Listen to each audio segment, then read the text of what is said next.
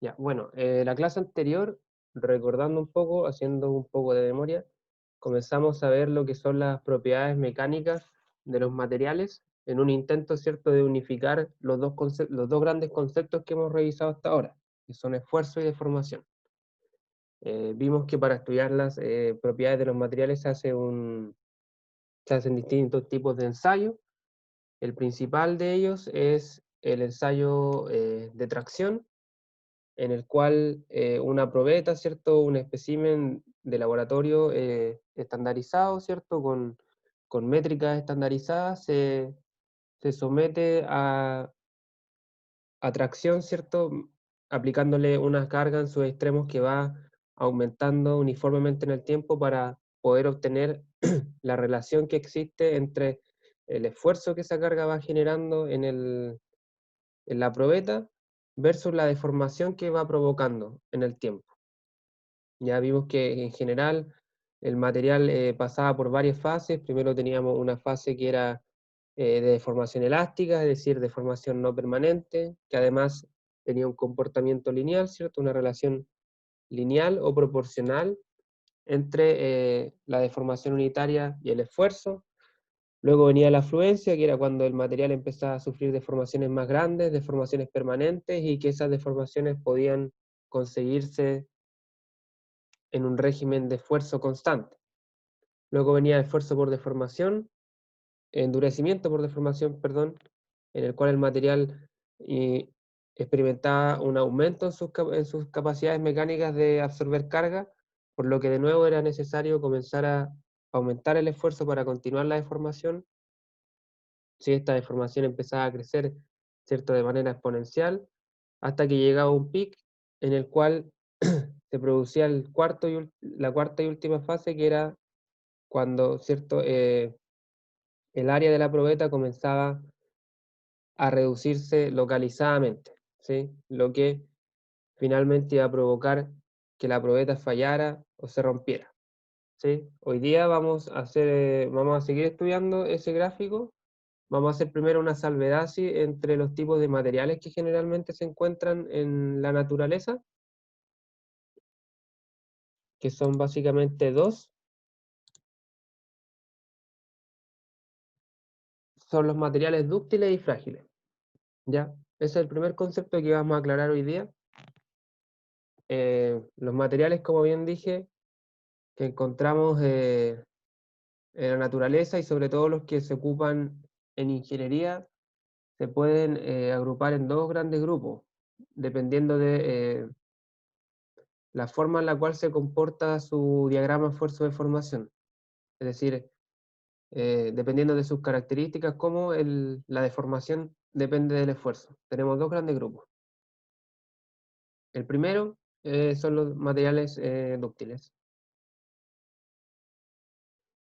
Un material se dice que es dúctil cuando puede soportar grandes deformaciones antes de romperse o antes de fallar, ¿sí? Cuando un material nosotros podemos ver que se estira bastante o que se deforma bastante, es decir, como nos avisa que se va a romper, es un material dúctil, ¿sí? El acero estructural, por ejemplo, el acero dulce, que es el material que se usa mayormente en la construcción de estructuras y de maquinarias, es un ejemplo típico de material dúctil, ¿sí? Es el ejemplo que revisamos la clase pasada, ¿sí? En ingeniería, a menudo se eligen materiales dúctiles para el diseño, ya que estos materiales son capaces de absorber impactos o energía, y si sufre una sobrecarga, va a exhibir normalmente una deformación grande antes de su falla. Y eso es muy importante porque si yo observo que un material se está deformando bastante, yo puedo intuir que ese material va a fallar. O sea, el material me está avisando, entre comillas, de que se está sobrecargando, ¿cierto? Que la carga a la cual se le está aplicando excede su capacidad para absorber esfuerzo. Entonces el material avisa, entre comillas, que algo anda mal, ¿sí? Es por eso que se usa mucho en ingeniería, por ese tema, y por el otro porque tiene la capacidad de absorber mucha energía, mucha deformación antes de romperse, ¿sí? Por lo tanto, tiene una mayor capacidad de soportar carga. el diagrama esfuerzo-deformación unitaria de este tipo de material es similar al que estudiamos en la clase pasada. Es decir, el material experimenta un comportamiento elástico al principio, ¿cierto? Con una tendencia lineal, luego tiene fluencia bajo esfuerzo constante, luego se endurece por deformación y finalmente sufre fricción hasta que se rompe. O sea, el ejemplo el diagrama que estudiamos en la clase pasada es típico de un material dúctil, ¿sí? Y lo estudiamos, ¿por qué? Porque en ingeniería y en los tipos de diseños mecánicos que vamos a revisar en este curso, son este tipo de material el que se usa en mayor medida. Por eso era importante primero revisar en detalle este tipo de diagrama. Sí, otra particularidad es que el material dúctil tiene una curva esfuerzo-deformación muy similar, tanto si es que el ensayo se realizó a tensión o se realizó a compresión, ¿sí? O sea, en la clase pasada nosotros vimos como ejemplo el ensayo de tracción, ¿cierto? De tensión, pero si hubiéramos realizado el ensayo de compresión, la curva esta que tenemos acá hubiera sido básicamente la misma, ¿sí? O sea, no hay una mayor diferencia entre la capacidad de soportar carga en un material dúctil, ya sea si está sometido a compresión o a tracción. ¿Cierto? En ambos casos vamos a tener un comportamiento lineal, fluencia, endurecimiento y estricción. Así que no hay mayor diferencia en ese aspecto, ¿sí? Lo más importante identificar acá es que un material dúctil se deforma harto antes de romperse, ¿sí? Acá vemos un alto rango de deformación antes de llegar al fallo, ¿sí? Tenemos un espectro alto de deformaciones. Si recordamos el ejemplo que vimos en la clase pasada, la deformación acá llegaba, la deformación unitaria llegaba más o menos casi al 0,4, ¿sí? Tengan presente ese número. Llegaba casi al 0,4. Es decir, el material era capaz de deformarse ese 0,4, si lo llevamos a porcentaje, es como un 40%, ¿sí? O sea, un 40% de su longitud es capaz de deformarse el material antes de romperse. Era un poquito menos, era como 0,38, pero ahora vamos a ver que la diferencia que existe con los materiales frágiles.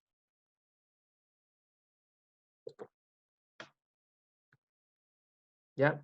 Un material frágil, por el contrario, exhibe poca o ninguna deformación antes de su rotura, ¿sí? Es decir, el material se deforma muy poquito y se rompe, ¿sí? Entonces eso es un problema en ingeniería porque nosotros no tenemos cómo saber si el material se está sobrecargando hasta que se rompe. O sea, cuando se rompe ya nos damos cuenta de que el material se sobrecargó, obviamente, pero antes no tenemos ningún indicio, ya que esta deformación que sufre es muy pequeña. Un ejemplo es el hierro colado, ¿sí? Cuyo diagrama de esfuerzo de formación bajo tensión está acá en la figura,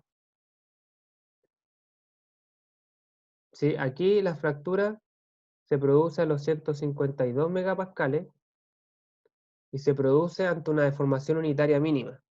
Fíjense que acá la deformación no alcanza a llegar ni siquiera al 0,01, o sea, ni siquiera alcanza a llegar al 1%. Y en el acero dulce, nosotros vimos que llegaba casi al 0,4. Entonces tenemos una diferencia sustancial en lo que en cuanto a deformación. O sea, acá es demasiado mínima, es muy imperceptible y el material se rompe ante un esfuerzo mucho menor. Esto se debe básicamente a que los materiales frágiles presentan imperfecciones en su estructura molecular, ¿sí? O sea, presentan grietas microscópicas. Y cuando se somete a carga, es muy probable que una de esas grietas se extienda a través de la muestra, ocasionando una fractura completa, ¿sí? Como resultado de este tipo de fallas, los materiales frágiles no tienen un esfuerzo de ruptura bajo tensión bien definido, ¿sí? O sea, este 152 megapascales no es tan preciso como los números que habíamos visto en el para materiales dúctiles, ya que depende de si aparece una grieta o no, y eso es bastante aleatorio. Entonces, generalmente acá se trabaja con estadística. Se hace un número n de ensayo y se saca un promedio con una desviación estándar, ¿cierto? Un rango de confiabilidad, y se establece este valor de fractura. Como podemos ver igual, acá tenemos una probeta de un material frágil fracturado. Si vemos el punto en el que se fracturó, ¿cierto? Podemos apreciar de que prácticamente no existe deformación. O sea, no se aprecia un estiramiento, ni tampoco se aprecia que el área haya disminuido. Si recuerdan de la clase anterior, para un material dúctil, acá se formaba como un cono cuando se rompía, porque el área tendía a disminuir, ¿cierto? Por el fenómeno de estricción. Y eso es porque las deformaciones que sufría el material dúctil era mucho, mucho más pronunciada. En cambio acá llega y ¡pam! Se rompe. Otra particularidad de los materiales frágiles es que tienen un comportamiento muy dispar, ya sea si están sometidos a tensión o si están sometidos a compresión axial, ¿sí? Presentando una resistencia mucho más elevada a la compresión axial. O sea, este diagrama no se repite en compresión, ¿sí? Este diagrama es de tensión nomás. El material dúctil, ambos diagramas eran similares. Acá no, acá el material frágil va a soportar mucho más carga sometido a compresión que a tensión. Y eso se debe a que las grietas, que eran la causa de esta ruptura en tensión, en compresión van a dejar de ser un factor, porque tienden a cerrarse, ¿sí? Entonces, eso a tener en cuenta.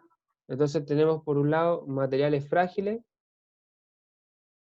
que se deforman muy poco y se rompen repentinamente, y materiales dúctiles que experimentan una deformación muy grande antes de romperse y que pasan por varias fases que tienen distintas características antes de llegar a la falla.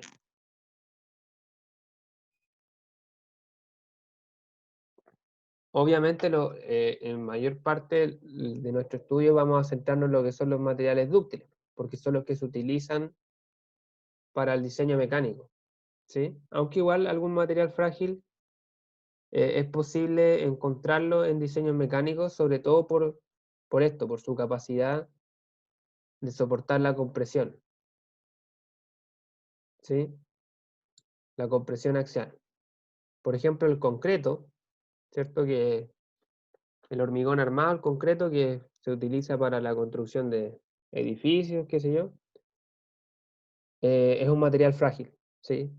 Aguanta muy poco esfuerzo a tracción, pero tiene una capacidad increíble de soportar compresión. Es por eso que se usa para reforzar los pilares, ¿cierto? O los cimientos de edificios, por ejemplo, ¿sí? Porque aumentan o aguantan mucho la compresión, pero tienen una capacidad mínima para aguantar eh, tracción. Es por eso que existe lo que se llama el hormigón armado, ¿cierto? Que es como un bloque de hormigón, ¿cierto? Que en el interior tiene fierros de acero, ¿sí? Tiene barras de acero. De esa manera se genera un material que por un lado tiene el concreto para aguantar la compresión y por otro lado tiene las barras de acero para aguantar la tracción, ¿sí? Por ejemplo,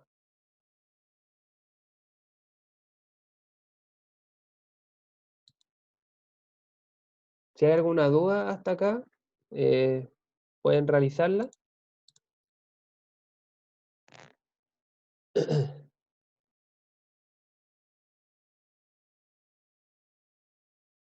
¿Sí? Habiendo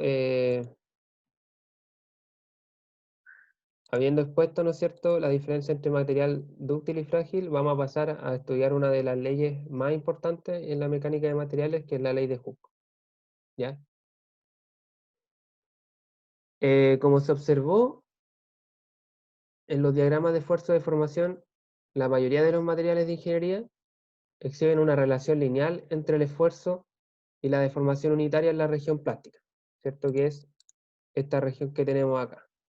Acá tenemos un comportamiento lineal, ¿cierto? Hasta cierto punto. Ya, ese comportamiento lineal, al ser proporcional, ¿cierto? Yo lo puedo modelar matemáticamente. Por consiguiente, ¿cierto? Un aumento en el esfuerzo en esta zona, ¿cierto? Estamos estableciendo que nos estamos moviendo solamente en la región elástica. Un aumento en el esfuerzo causa un aumento proporcional en la deformación unitaria. Este hecho fue descubierto por un científico llamado Robert Hooke en los resortes, ¿cierto? Seguramente que ustedes han escuchado hablar de la ley de Hooke en los resortes, que establece una relación, ¿cierto?, entre la fuerza que yo le aplico al resorte y la deformación total que sufre el resorte, ¿sí? Seguro que la vieron en física. Bueno, esa ley se puede extrapolar a los materiales y se conoce como ley de Hooke, y se expresa de la siguiente manera. El esfuerzo es igual a una constante E por la deformación unitaria. Esa es la ley de Hooke. Aquí la constante E representa una constante de proporcionalidad que se llama módulo de elasticidad o módulo de Young, en honor a Thomas Young, quien publicó un trabajo sobre este tema hace mucho tiempo. Esta ecuación representa la pendiente de la porción inicial recta del diagrama de esfuerzo de formación hasta el límite proporcional. Entonces, lo que estamos viendo acá, ¿cierto?, es que esta constante de proporcionalidad, que se llama módulo de elasticidad, no es otra cosa que la pendiente del diagrama de esfuerzo de formación en su zona elástica. ¿Sí? Esta pendiente es el módulo de elasticidad.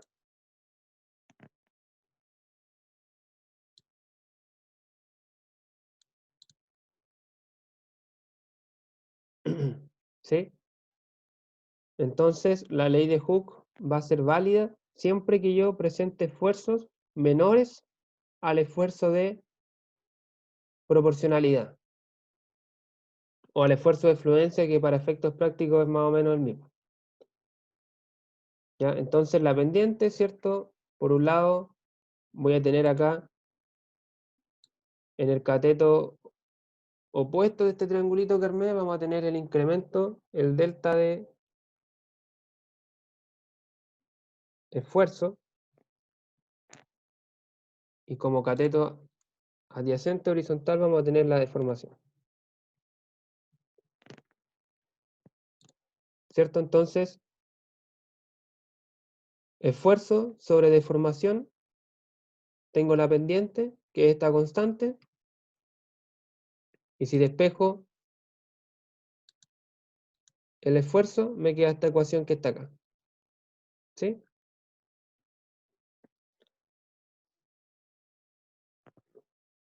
Esa es la ley de Hooke.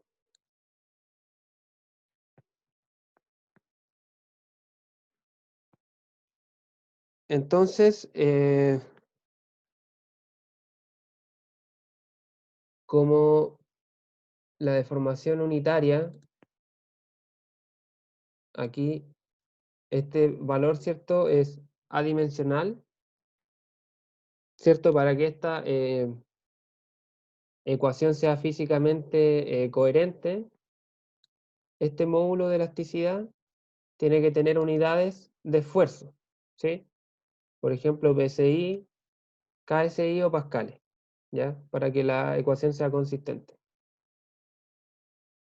El módulo de elasticidad, es decir, la pendiente del diagrama de esfuerzo de formación en la zona elástica, es una propiedad mecánica, ¿sí?, característica de cada material y que indica la rigidez de este. Es decir, es un número que representa la capacidad que tiene de soportar el material sin deformarse en extremo, ¿cierto? Mientras mayor sea el módulo de elasticidad, vamos a tener una mayor pendiente en el diagrama de esfuerzo de formación. Supongamos que tenemos un material ahora con una módulo de elasticidad mayor. Vamos a tener una mayor pendiente. Y eso indica que el material, ante el mismo esfuerzo, se deforma menos, ¿sí? Entonces podemos afirmar que el material es más rígido, ¿sí? Eso es la rigidez, la capacidad del material de soportar esfuerzos sin deformarse en gran medida. Entonces, a mayor módulo de elasticidad, tengo mayor pendiente y por lo tanto una menor deformación ante un esfuerzo igual.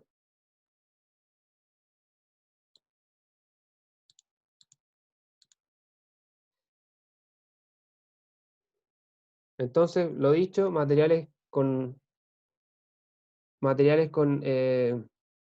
valores grandes del módulo de Young van a ser muy rígidos como el acero, mientras que materiales esponjosos como el hule, ¿cierto? Que es un plástico, van a tener valores del módulo de elasticidad muy pequeños y van a poder soportar o se van a ver deformados demasiado ante esfuerzos.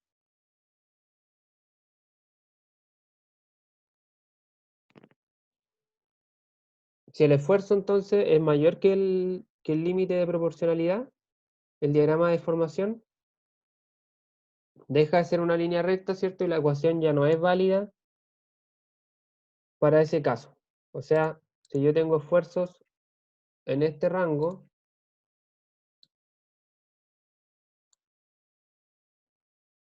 ¿cierto? Ya no me encuentro en la zona de proporcionalidad ni en la región elástica, por lo tanto la ley de Hooke deja de ser válida. O sea, yo no puedo aplicar la ley de Hooke a partir de este punto, ¿sí? Solamente en la zona elástica, solamente acá es válida.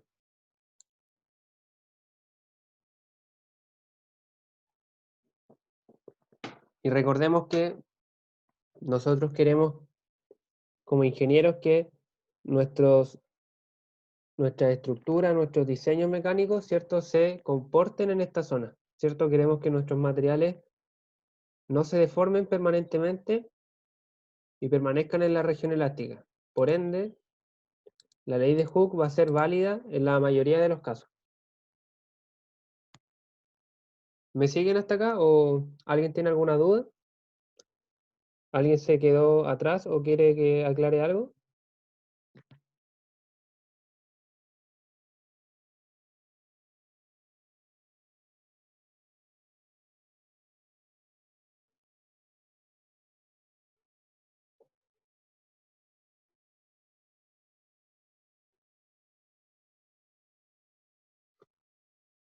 Ya, vamos a continuar entonces. Creo que ahora viene un ejemplo. Sí, vamos a retomar el ejemplo que vimos en la clase pasada. ¿Cierto? Que teníamos el diagrama de esfuerzo de formación para el acero, ¿cierto? Lo vimos en la clase pasada. Entonces, aquí, por ejemplo, el acero tiene un límite de proporcionalidad que ocurre cuando el esfuerzo alcanza un valor de 241 megapascales, ¿cierto? Que es este valor de acá. Ese es el límite de proporcionalidad. Entonces, la ley de Hooke va a ser válida hasta ese punto. Para ese valor, ¿cierto?, del esfuerzo, el acero sufre una deformación unitaria de 0,012 milímetros por milímetro. De modo que la pendiente de esta curva, en este tramo, ¿cierto? Y por lo tanto, el módulo de elasticidad, ¿cierto? Módulo de elasticidad igual a pendiente de la zona elástica, va a tener el siguiente valor, ¿cierto? Tenemos los 241 megapascales dividido en los 0,012 milímetros por milímetro, y eso me da un módulo de elasticidad de 200 gigapascales. Y esta propiedad, que es el módulo de Young, es característica del acero. O sea, todos los aceros estructurales, el acero dulce, que es un acero que tiene cierta cantidad de carbono, ¿cierto? Hay varios tipos de acero que tienen distinta cantidad de carbono, van a tener módulos de elasticidad distintos, ¿sí? Pero en este caso, el estructural, que tiene un X porcentaje de carbono, tiene este módulo de elasticidad, 200 gigapascales, ¿cierto? Y eso se obtiene eh, tomando una probeta, haciendo el diagrama esfuerzo de formación mediante un ensayo de tracción y calculando la pendiente, ¿sí?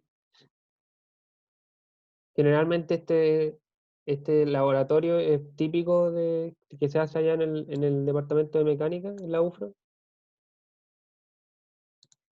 pero debido a las circunstancias vamos a quedarnos con la teoría nomás.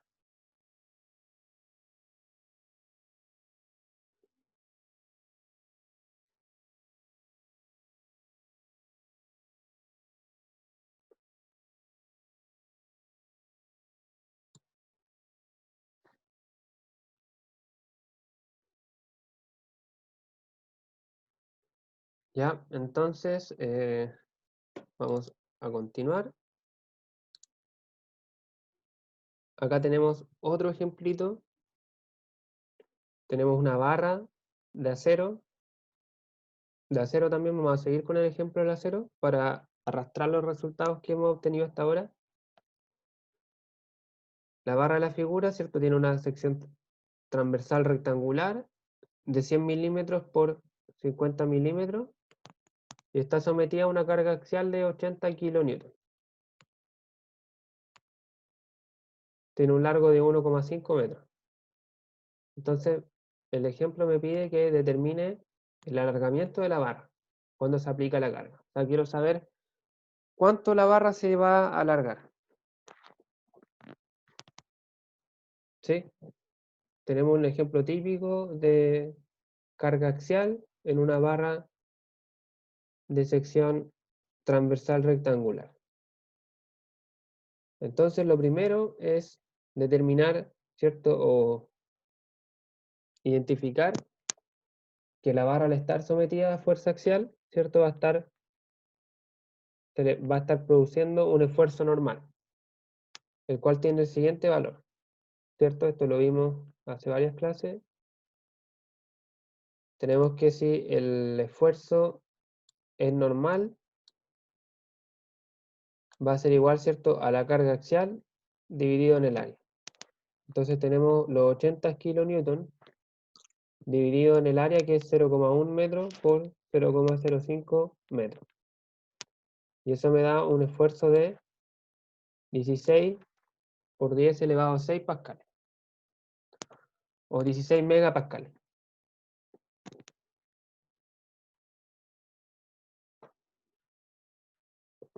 Lo siguiente es identificar en qué sección de la deformación se encuentra la barra, ¿cierto? Podemos ver que el esfuerzo obtenido, ¿cierto?, es mucho menor que el límite de proporcionalidad. O sea, si el límite de proporcionalidad eran 241 megapascales, nosotros obtuvimos apenas 16 megapascales. O sea, estamos por acá abajo, ¿sí? Por lo tanto, estamos inequívocamente en la zona elástica, en la zona de proporcionalidad. Eso nos permite afirmar, ¿cierto?, que la barra se encuentra dentro del régimen de deformación elástica, que es lo deseable, ¿cierto?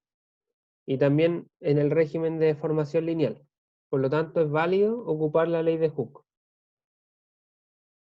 ¿cierto? Como conozco el esfuerzo y conozco el módulo de Young, o el módulo de elasticidad, lo calculamos en el ejemplo anterior.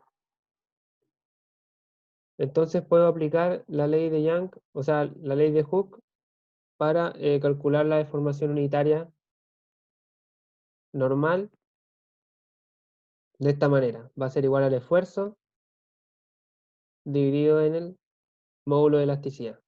Está 16 gigapascales dividido en 200 por 10 elevado a 9, o gigapascales, y eso me da 80 por 10 elevado a menos 6 milímetros por milímetro. Ahora, lo que hay que tener claro acá es que este valor que obtuvimos es la deformación unitaria, ¿sí? Es la deformación por unidad de longitud, no es la deformación total de la barra, es una deformación, repito, unitaria. Entonces, para obtener el alargamiento o la deformación total, como se le denomina, de la barra, tenemos que multiplicar este valor por la longitud real que tiene la barra. O sea, 80 por 10 elevado a menos 6, esto es adimensional, por el largo que tiene la barra, que es 1,5 metros. Y eso me da 120 micrómetros. Ya, ese es el alargamiento real de la barra, que lo sufre, ¿cierto?, en toda su longitud. Entonces, esto se interpreta, ¿cierto?, que la barra se alarga 120 micrómetros en la dirección de X, o en la dirección en la cual se aplica la carga, que es la dirección longitudinal o la dirección axial, como quieran llamarlo.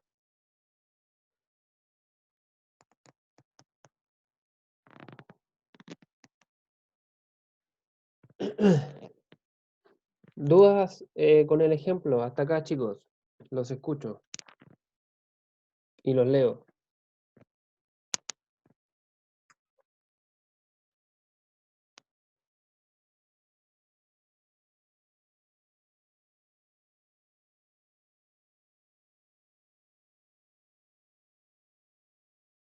Ya, lo voy a dejar ahí 2 minutitos para que lo copien y para que si alguien tiene alguna duda la escriba, ¿ya? 2 minutos y continuamos.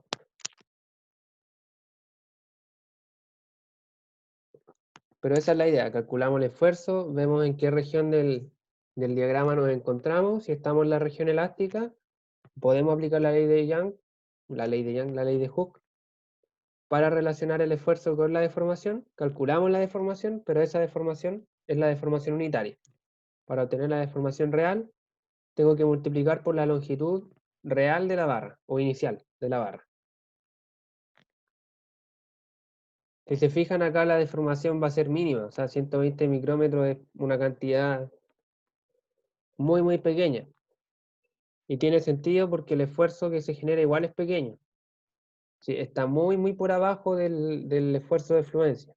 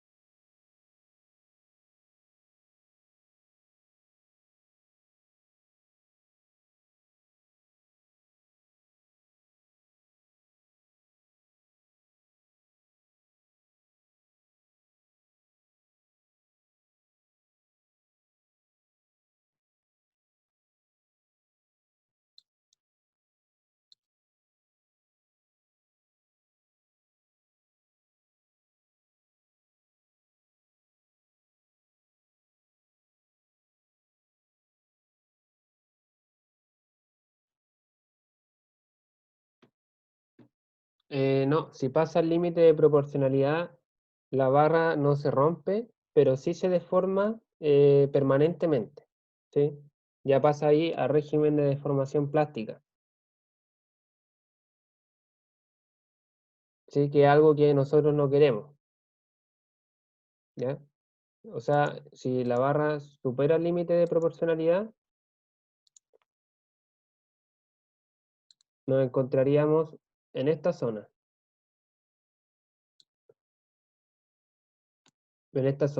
la zona de deformación plástica, pero la barra no se rompe hasta que llega a este punto. Acá solamente empieza la fluencia. Sí, eso es importante que lo tengan claro. Recordemos que el diseño nosotros lo vamos a realizar para que la barra se mantenga en esta zona.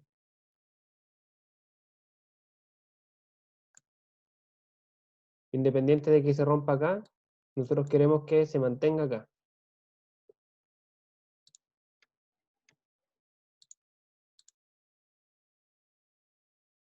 ¿Ya? Entonces, continuamos. Vamos a ver la siguiente propiedad mecánica, que es la razón de Poisson. ¿Sí? Acá vamos a introducir un nuevo efecto, ¿cierto? Que hasta ahora habíamos obviado en el material, y es que cuando un elemento, una barra, ¿cierto? Del tipo prismático, que es como el que vemos en la figura, se somete a una carga axial, por ejemplo, de tensión, ¿cierto? Nosotros hasta ahora tenemos claro que una barra sometida a tensión se alarga, ¿verdad? Se alarga, es decir, su longitud aumenta, que es la barra que tenemos acá a la derecha. Nosotros hasta ahora tenemos claro que si la barra se somete a una carga axial, ¿cierto? Su dimensión va a aumentar acá, ¿cierto? Esta dimensión va a crecer. Incluso sabemos calcular ese alargamiento, lo acabamos de hacer. Pero si la barra se alarga, ¿cierto? Es lógico pensar que también se va a hacer más angosta, ¿cierto? Más flaca.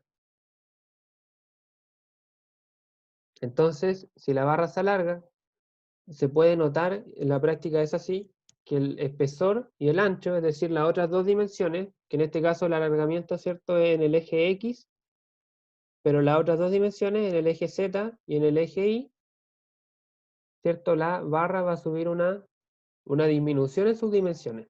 O sea, si se alarga en el eje X, va a disminuir en el eje Z y va a disminuir también en el eje Y. ¿Sí? O sea, la barra se va a alargar, va a ser más larga, pero a la vez va a ser más angosta, va a ser más flaca porque sus dos dimensiones disminuyen. En el caso contrario, si la barra yo la comprimo, como el ejemplo que tenemos en la izquierda, ¿cierto? La barra lo que va a hacer, ¿cierto?, es disminuir su longitud, ¿cierto? Eso también lo hemos estudiado, lo tenemos claro y también sabemos calcularlo. La barra, si yo la comprimo, disminuye su longitud, pero a la vez que disminuye su longitud, en la dirección que yo aplico la carga, que en este caso es la dirección X, sus otras dos dimensiones van a aumentar, que son la dirección en Y y en Z. Acá tenemos un aumento en la dirección de Y y un aumento en la dirección de Z, es decir, su ancho y su espesor van a crecer. ¿Ya? Eso es más o menos intuitivo, ¿cierto?, de pensar. Si la barra se contrae, sus dimensiones laterales, vamos a llamarla así, la barra tiene una dimensión longitudinal, ¿cierto? Que es la dimensión más larga, porque son barras que tienen una dimensión mucho más grande que las otras dos. Entonces esa dimensión la vamos a llamar dimensión longitudinal y las otras dos las vamos a llamar dimensiones laterales. Ya entonces si la barra se contrae, tenemos un aumento en sus dimensiones laterales, mientras que si la barra se alarga, vamos a tener que sus dimensiones laterales disminuyen.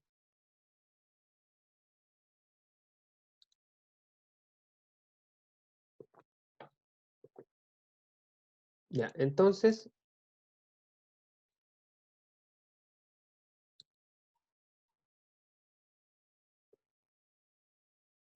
digamos que cuando se aplica una carga P a la barra, ¿cierto? Esta cambia una longitud delta X en su longitud, en su dimensión longitudinal.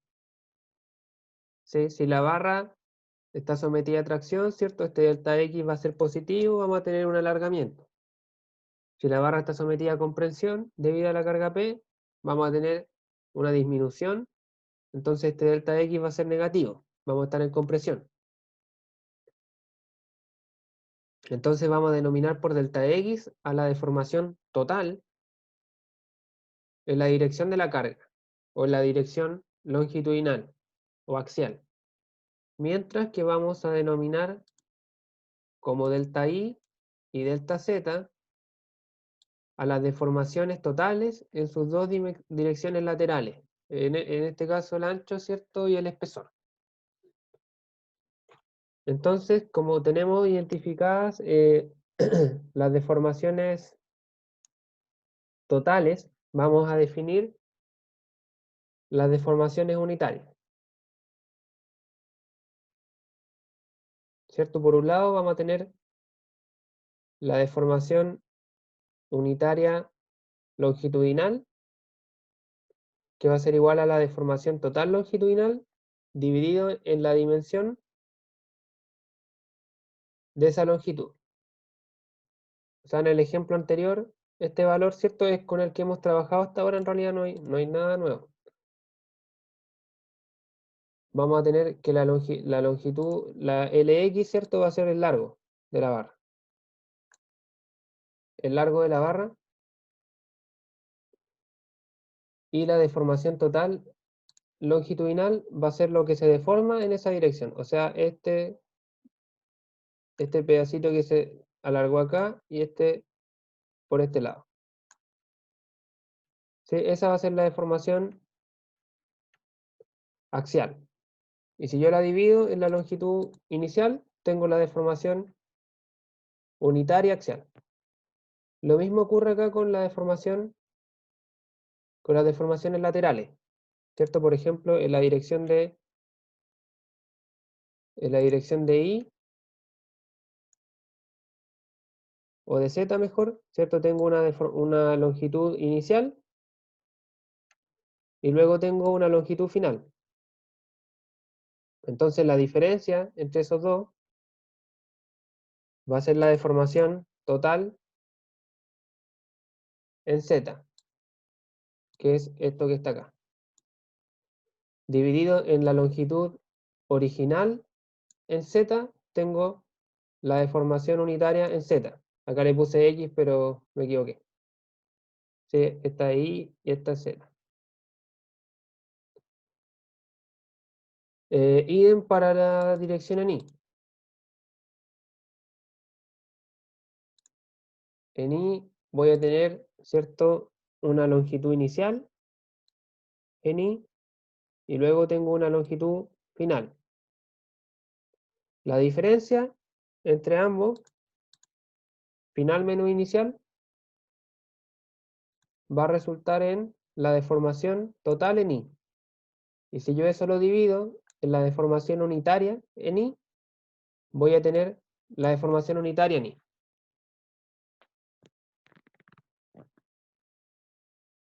Entonces, las deformaciones unitarias, recordemos que siempre son las deformaciones totales, o los deltas, como los llamo, divididos en las longitudes originales. Entonces, el científico Poisson, ¿cierto?, que hizo hartas cosas este caballero, seguramente que ya han escuchado su nombre en cálculo, en ecuaciones diferenciales, no me acuerdo. Descubrió, ¿cierto?, que de nuevo, dentro del rango elástico, es decir, antes del límite de fluencia, la razón entre la deformación unitaria longitudinal, es decir, esta, y la deformación unitaria lateral, es decir, estas dos, ¿cierto? Acá son E sub I y E sub Z, me equivoqué en tipear el subíndice, pero esta es I y esta es Z, ya que quede claro eso. Ya, la razón entre ambas, ¿cierto?, deformación unitaria longitudinal y deformación unitaria lateral, es constante. Es decir, son proporcionales. Y la constante de proporcionalidad se llama razón de Poisson. Y se denomina o se denota por la letra nu, la letra griega nu. Y tiene un valor numérico que es único para cada material. Siempre y cuando el material sea homogéneo e isótropo. O sea, el acero va a tener su razón de Poisson, el aluminio va a tener otro número, otra razón de Poisson. Cada material tiene una razón de Poisson que es característica. Igual como el módulo de Young, la razón de Poisson igual es propiedad intrínseca del material. Y matemáticamente, la razón de Poisson va a ser igual a la razón entre la deformación lateral y la deformación longitudinal. Deformaciones unitarias, sí, no totales, son deformaciones unitarias, con un signo negativo. Ya vamos a ver por qué tenemos ese signo negativo. En la práctica, ¿cierto? Y para el ejemplo que tenemos en la diapositiva anterior, esta ecuación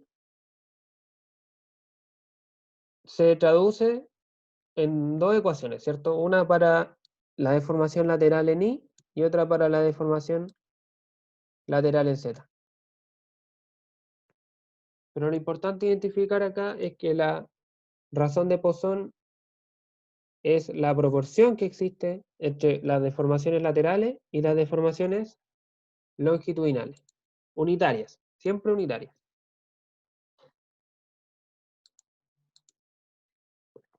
Entonces, el signo negativo de la ecuación se debe a que, cierto, las deformaciones, tanto la longitudinal como la lateral, tienen signos contrarios.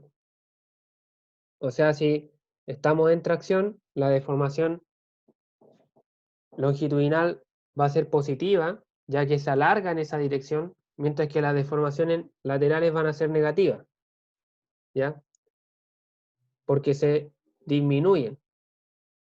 En caso contrario, si tenemos contracción, la longitud, la dimensión longitudinal disminuye y las laterales aumentan. Entonces siempre van a tener signo contrario. Por eso va el signo negativo. Entonces, como bien dice acá, ¿cierto? El signo negativo de la ecuación se usa ya que un alargamiento longitudinal implica una contracción lateral y viceversa. Entonces, las deformaciones unitarias laterales van a ser las mismas en ambas direcciones laterales, ¿cierto? Si yo acá voy y despejo el E sub I y el E sub Z, ¿cierto? Me va a dar el mismo valor, que va a ser menos nu por E sub X. Entonces, las deformaciones laterales unitarias son las mismas. Sin embargo, las deformaciones totales no necesariamente tienen que ser del mismo valor. Recordemos que las deformaciones totales las obtenemos multiplicando la deformación unitaria por la longitud del cuerpo. Entonces, si el cuerpo no tiene las mismas longitudes, tanto en Y y en Z, ancho y espesor, vamos a tener deformaciones totales distintas. Aunque las unitarias sean iguales. A eso es lo que voy.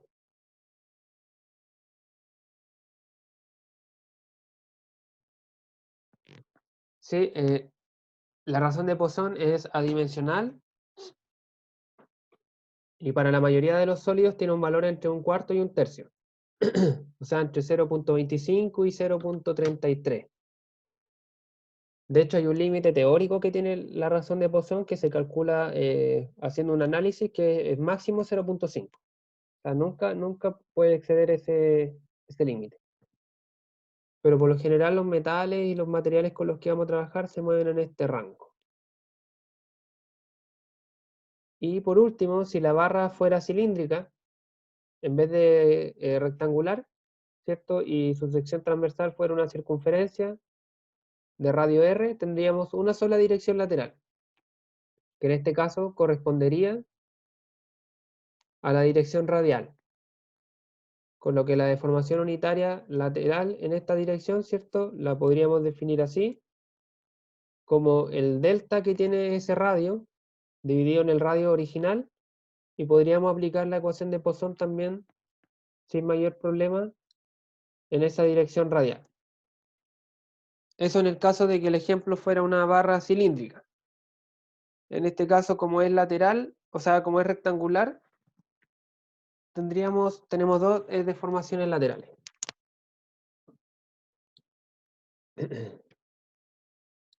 Ya, vamos a ver un ejemplo.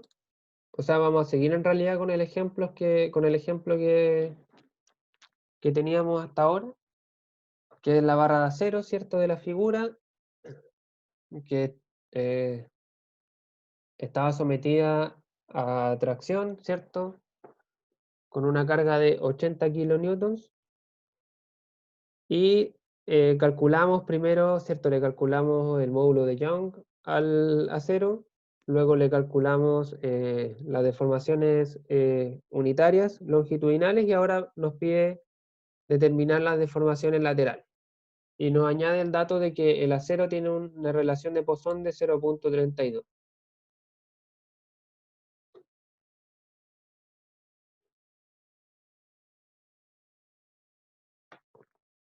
Entonces, como bien decía,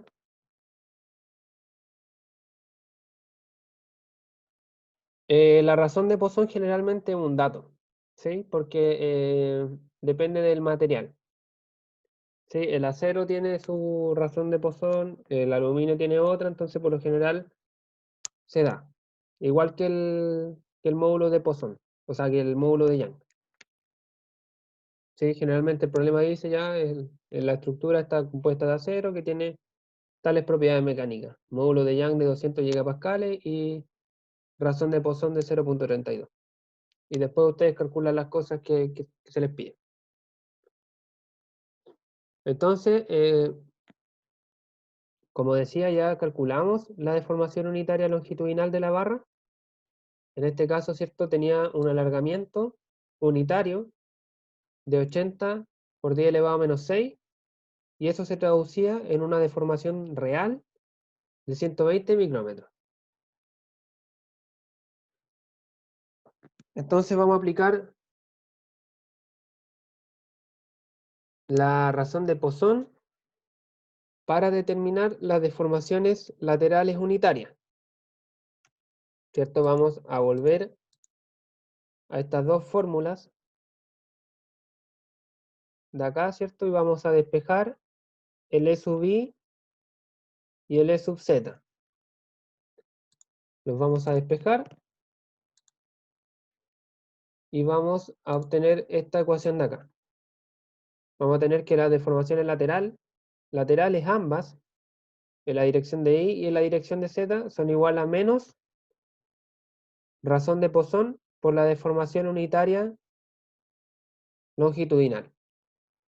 Y eso será igual, ¿cierto? A menos 0.32 razón de Poisson por deformación unitaria longitudinal. Y eso me da una deformación unitaria lateral de menos 2.56 por 10 elevado a menos 6 milímetros por milímetro. Entonces, ¿qué es importante acá?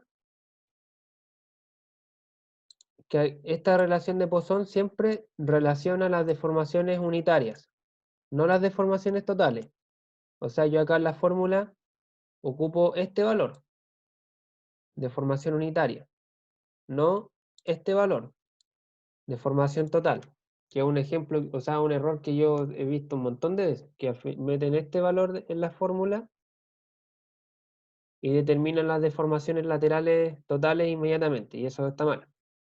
Siempre se relacionan las deformaciones unitarias. Y luego con las deformaciones unitarias, multiplicando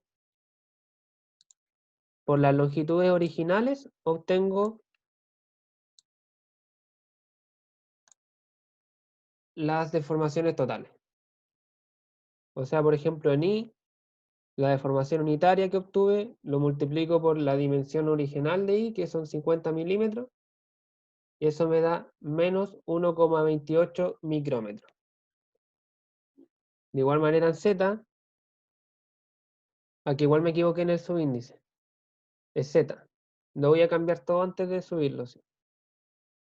La deformación total en Z lo obtengo con la deformación unitaria lateral multiplicada por la dirección o por la dimensión original de Z, que en este caso son 100 milímetros.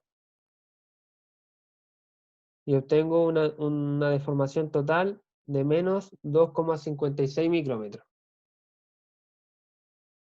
Entonces, este resultado, ¿cómo se lee? Se lee, ¿cierto?, que la barra disminuye por el signo negativo Si la deformación me da negativa, quiere decir que hay una disminución. La barra disminuye 1,28 micrómetros en la dirección de Y y 2,56 micrómetros en la dirección de Z. Y es consistente porque el alargamiento me dio positivo, 120 micrómetros. Entonces tenemos que la barra se alarga en X y se acorta, ¿cierto?, en Y y en Z, por las cantidades que hemos calculado. Es por eso que la razón de Poisson tiene este signo negativo, para que me dé negativo si es que la deformación longitudinal era positiva y viceversa.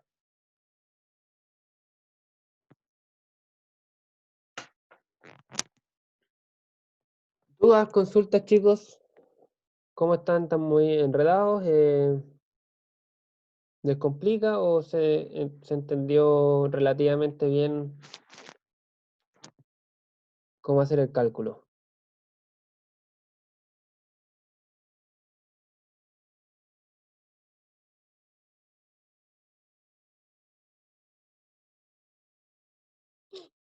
Ya, hasta acá la clase de hoy y hasta acá entra la prueba.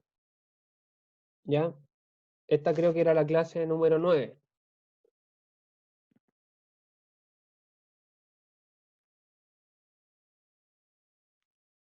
Aún no preparo la prueba, pero no debería estar difícil. Les recomiendo que vean las clases de nuevo, que revisen los ejemplos, em, que revisen los ejemplos que ha subido el ayudante, ¿sí? Que revisen nuevamente los talleres que hemos realizado. El próximo martes, sí. La prueba del próximo martes.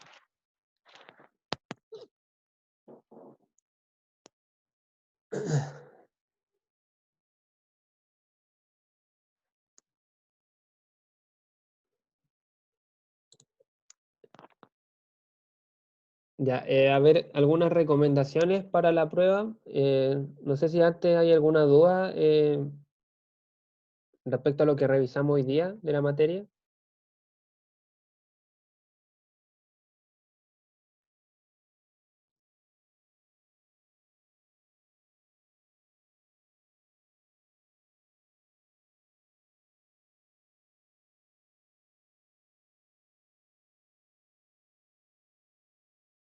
Ya, la prueba va a tener una sección que va a ser,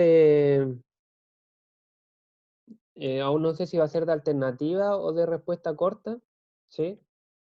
Y luego va a tener una parte de desarrollo, como los problemas que les he ido enviando semana a semana, ¿ya? Entonces, también es importante que se estudie la teoría, ¿sí? Las fases que tiene el diagrama de esfuerzo de formación, qué implicaciones tiene un esfuerzo normal, un esfuerzo cortante, todo lo que hemos explicado en la clase, no solamente los ejercicios, ¿ya? Va a haber una parte de preguntas ya sea de alternativa, no sé si verdadero o falso, o respuesta corta, pero va a tener esa parte, ¿ya? Y esa parte va a ser la primera de la prueba. Luego viene el desarrollo, ¿ya? No es, ¿cómo decirlo? Opcional, si hacer el desarrollo primero o la parte teórica, ¿sí? Va en orden. Así que eh, eso, para la parte de desarrollo, perdón, para la parte de teoría, ustedes la responden ahí mismo en el formulario, va a tener los espacios suficientes para responder, y la parte de desarrollo ahí tienen que subir sus, sus desarrollos, ¿cierto? Con una foto, subir el ejercicio. Ahí, ¿qué es importante? Que la imagen sea lo más clara posible y que la hoja esté ordenada, ¿ya? Que la hoja esté ordenada.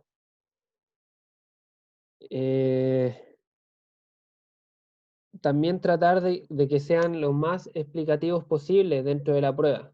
O sea, por ejemplo, si van a ocupar, no sé, la ley de Hooke para hacer un cálculo, no cuesta nada escribir ley de Hooke, ¿sí? Así yo no tengo que andar adivinando qué es lo que están calculando, ¿ya? Yo el día viernes les voy a subir escaneado las pautas de los talleres que hemos realizado hasta ahora, como si fuera la prueba, ¿ya? Para que ustedes vean cómo yo espero que ustedes me respondan el desarrollo, ¿sí? Con qué grado de orden y con qué grado de claridad, ¿ya? Así que para que tomen ese ejemplo que les voy a subir como ejemplo para la prueba que ustedes tienen que subir el martes, ¿ya? Pues muchas veces lo que hacen ustedes es llegar y escribir un montón de números y no explican nada, y eso no está bien, ¿ya? Y si alguien hace eso, yo le voy a bajar puntaje porque eh, tienen que explicar, la prueba tiene que parecerse lo más posible a un informe técnico, ¿ya? No les pido que expliquen toda la materia que hay detrás, sino que simplemente vayan punteando lo que van realizando. Por ejemplo, ecuaciones de equilibrio, 2 puntos, ya. Sumatoria de fuerza en X, sumatoria de fuerza en Y, cálculo del esfuerzo normal, ¿me explico? ¿Sí? Y la última sugerencia es que si van a sacar fotos, es mucho mejor que descarguen alguno de los programas que hay que, entre comillas, escanea la imagen con la cámara, ¿sí? Que el CamScan, y hay varios más, que lo que hace es, al sacar la foto, eliminar todas las sombras que pudiese tener, y produce una imagen mucho más clara, ¿sí? Así que les recomiendo que ocupen ese programa, ¿ya? No pesa nada y facilita bastante el que se pueda entender la imagen. La prueba está diseñada para que ustedes la resuelvan en 2 horas, ¿sí? Eh, Tal como era en clase, 2 horas para que resuelvan la prueba. Ahora, en vista de que ustedes tienen que conectarse a campus virtual, sacar la foto, subirla, van a tener 2 horas y media, ¿sí? Considerando todas esas eventualidades, ¿ya? Entonces, van a tener media hora ahí de margen y es importante que manejen su tiempo bien, ¿sí? Manejen su tiempo bien. Así que eso, chicos, esas son las recomendaciones para la prueba. No sé si alguien tiene alguna otra duda.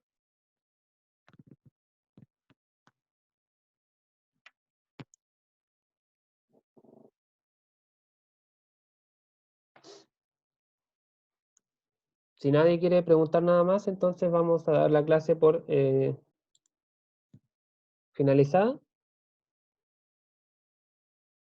No, este viernes no va a haber actividad, ¿ya? Para que puedan concentrarse bien en lo que es la prueba. Sí, y la pauta, si les voy a subir la pauta de los ejercicios, que creo que han sido 3 hasta ahora.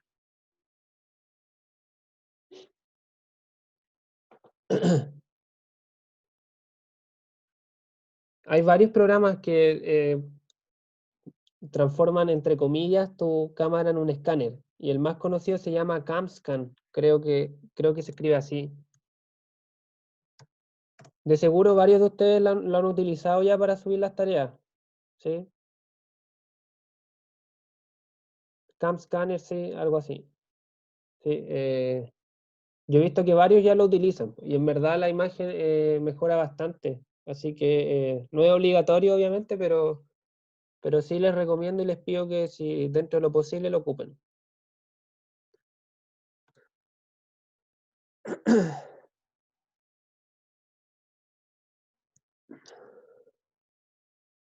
No, la prueba es un tiempo limitado, es en el horario de clase.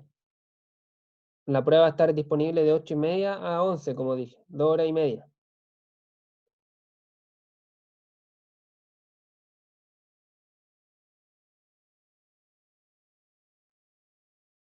A las 8:30 se abre el formulario y se cierra a las 11, ¿ya? Así que manejen su tiempo, eh, siempre consideren la eventualidad de que el reloj de campo virtual no tiene por qué estar sincronizado con el de ustedes, así que traten de subir siempre sus respuestas 10 minutos o 5 minutos antes, ¿ya? No corran riesgo.